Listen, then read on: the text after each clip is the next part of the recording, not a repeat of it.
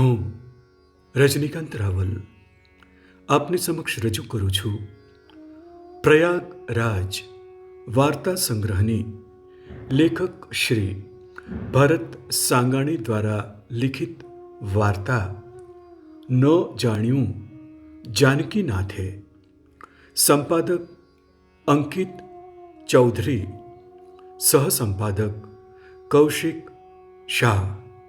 તો ચાલો મિત્રો, સાંભળીએ વાર્તા ન જાણ્યું જાનકીનાથે. બગીચાના બાંકડે બેસી હવાથી ઝૂલતા હિંચકાને જોઈ રહ્યો હતો. 34 વર્ષની અધૂરપનો ઢગલો પાંદડાઓમાં વિખરાયેલો હતો. બાંકડાની બેય બાજુમાં વૃક્ષોની ડાળીઓ એકમેકમાં ગૂંથાઈને ઘેરું આચ્છાદન રચી રહી હતી. ખૂણામાં ઊભેલો શીમળો નિસ્તબ્ધ બનીને મારા ખાલી પાને જોઈ રહ્યો હતો. હવાના ઝોકામાં ખરી પડેલા પાંદડા મારા વિચારોની જેમ આમ તેમ ફંગોળાઈ રહ્યા હતા. વર્તમાન સમયમાં તો લગ્ન માટે 34 વર્ષની ઉંમર બહુ ન કહેવાય, પણ મારા ખાસ 2-3 મિત્રોના લગ્ન તો 22-24 વર્ષની ઉંમરે જ થયા હતા. એકાએક ક્યાંકથી પ્રકાશનો શેરડો મારી આંખોમાં અથડાયો અને મારી આંખો અંજાઈ ગઈ. મારી આંખોમાં વિખરાયેલા પ્રકાશના કણોમાં વિહંગનો ચહેરો આકૃતિબદ્ધ ઉપસી રહ્યો હતો. મારો જીગરજાન મિત્ર વિહંગ, હું અને મુદિતા કોલેજમાં સાથે જ ભણ્યા અને સારા મિત્રો બન્યા. ઉંમર સહજ સ્ત્રી માટે થતું આકર્ષણ મને મુદિતા માટે હતું, પણ મેં જોયું વિહંગનું ખેંચાણ તેની તરફ વધુ હતું અને મુદિતા પણ તેને પસંદ કરતી હતી.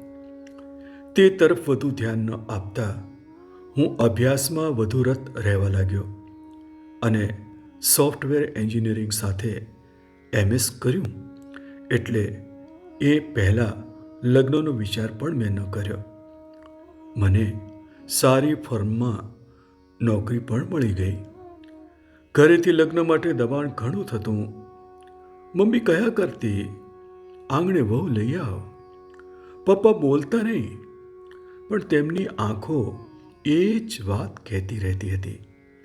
પણ કોણ જાણે કેમ કોઈક અદૃશ્ય ખેંચાણ મારા અસ્તિત્વને હલબલાવી રહ્યું હતું. હું જાણતો હતો કે મેં જોયેલ સ્વપ્ન હવે સ્વપ્ન બનીને જ રહી ગયું હતું.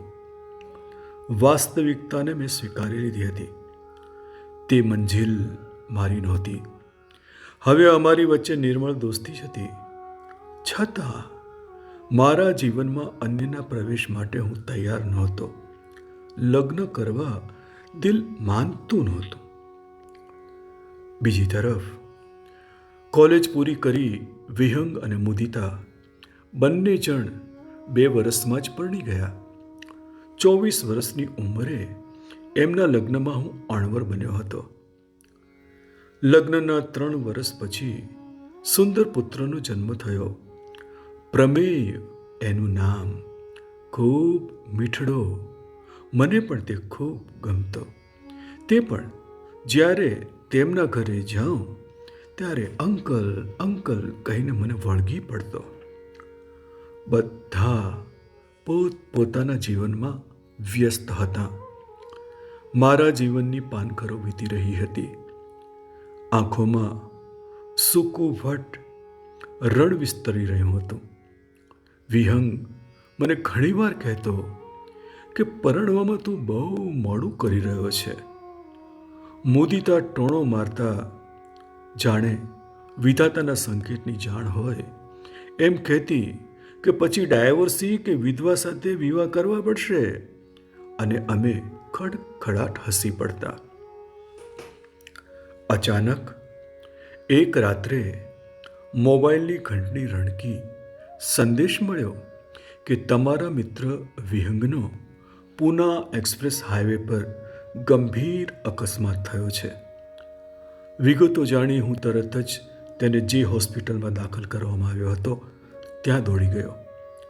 ત્યાં વિહંગના પેરેન્ટ્સ, મુદિતા, તેના કુટુંબીજનો અને નજીકના સંબંધીઓ ચિંતાતુર ચહેરે બેઠા હતા. ઓપરેશન થિયેટરમાંથી ડૉક્ટર બહાર આવ્યા. તેમની કેબિનમાં તેમણે પેરેન્ટ્સને આવવા કહ્યું. મુદિતા પણ સાથે ગઈ. ખિન્ન વદને તેમણે કહ્યું, અકસ્માત ગંભીર છે અને બચવાની આશા નહીવત છે. મુદિતા ડૉક્ટરને પૂછવા જતી હતી ત્યાં તેના મનની વાત જાણીને કહ્યું, વિહંગ હોશમાં છે. તેને હમણાં જ આઈસીયુમાં ટ્રાન્સફર કરશે. ત્યાં તમે તેમને મળી શકો છો. આઈસીયુની વેઇટિંગ લોન્જમાં હું ગમગીન મુદ્રામાં આંટા મારતો હતો. ત્યાં મને તેમના સગામાંથી કોઈકે આવીને કહ્યું, વિહંગ તમને બોલાવી રહ્યો છે. હું અંદર ગયો. ખૂબ જ ધીમા સાદે બોલતા પણ તેને ખૂબ કષ્ટ થતું હતું. મારી સામે અને મુદિતા તરફ દ્રષ્ટિ કરીને બોલ્યો, સમર્થ. મુદિતા અને પ્રમેયનું બંનેનું ધ્યાન રાખજે. મેં એનો ધ્રુજતો હાથ મારા હાથમાં લીધો. મુદિતા બેડના કોર્નર પાસે તેનો એક હાથ તેના નળી ચડાવેલા હાથ પર રાખી અત્યંત ગમગીન વદને વિહંગને જોતી તેની વાત સાંભળી રહી હતી. 2 દિવસ પછી વિહંગનો આત્મા તેના નશ્વર શરીરને છોડી ગયો. આ વાતને 3 મહિના વીતી ગયા. પછી તેમના કુટુંબમાંથી એક સજ્જન ઠરેલ વ્યક્તિ દ્વારા મારા સુધી વાત પહોંચાડવામાં આવી કે તમે મુદિતા સાથે લગ્ન બંધને બંધાવો. તેનું મન માનતું નહોતું અને હું પણ એને માટે તૈયાર નહોતો. પણ વડીલોના કહેવાથી અને પરિચિતતા તો હતી જ, સારા મિત્રો હતા, તેથી અમને બંનેને લાગ્યું કે કદાચ આ યોગ્ય રસ્તો છે. હું ને મુદિતા મળ્યા. કોલેજના છેલ્લા દિવસે જે બગીચાની બેન્ચ પર હું, વિહંગ અને મુદિતા મળ્યા હતા તે જ બેન્ચ પર બેઠા. ત્યારે 3 હતા, આજે 2. વિહંગ નહોતો. એટલે જ તો અમે મળ્યા. બગીચો એવો ને એવો જ હતો, પણ વાતાવરણમાં અકળ બેચેની અનુભવાઈ રહી હતી. પણ તેમની વાતોનો જથ્થો હજુએ ત્યાંની હવામાં અકબંધ હતો. થોડી ક્ષણોનું મૌનનું પાતળું આવરણ અમારી વચ્ચે તરતું રહ્યું. વચ્ચે પડેલી પાતળી સળીને એક ધારું જોયા પછી તે બોલી, સમર્થ, આ સળીની જેમ કોઈ પાતળી ભેદરેખા આપણા પ્રદેશોની સીમા નક્કી કરે છે. મેં કહ્યું, મુદિતા, આપણી વચ્ચે અંતહીન અંતર પથરાયેલું હતું. તેને પૂરવા, ઓગાળી નાખવા તો આપણે અહીં મળી રહ્યા છીએ. તે એક ક્ષણ મારી સામે જોઈ આંખને નીચે ઢાળી સૂરજમુખીના ફૂલો તરફ નજર કરી બોલી, કદાચ આ જ આપણું ભાવિ છે. લગભગ હા સાથે અમે છૂટા પડ્યા.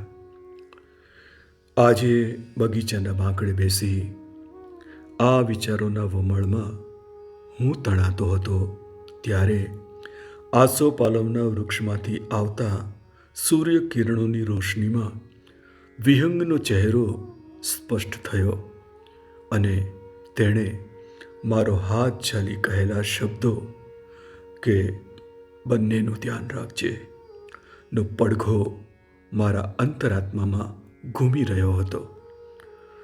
વમળના વલોણામાંથી હું બહાર આવ્યો. મેં મુદિતા સાથે સંસાર માંડવાનો નિર્ણય કર્યો. ત્યારે એક પડછાયો મારા તરફ આવતા જોયો. મેં ઊંચે જોયું. હસતી મુદિતા મારી તરફ પાસે આવી રહી હતી. મારા ટેરવા તેની હથેળીઓને સ્પર્શી રહ્યા હતા. અમારા લગ્ન થયા. લગ્નની રાત્રે મુદિતાએ આંગળિયાત પ્રમેય સાથે અમારા ઘરના આંગણામાં મારા જીવનમાં પ્રવેશ કર્યો.